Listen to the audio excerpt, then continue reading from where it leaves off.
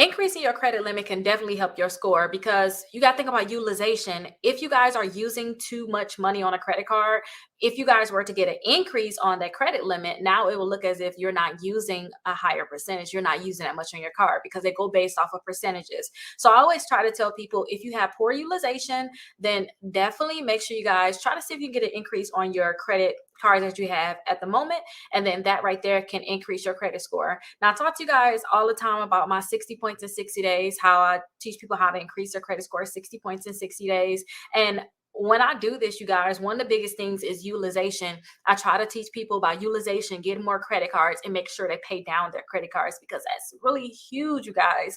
So if you haven't already, make sure you guys check out the 60 points in 60 days. That's a free presentation I put together, free webinar where I told you guys, and I tell you guys how you can actually increase your credit score 60 points in 60 days. So definitely make sure you guys check that out. But definitely getting a credit limit increase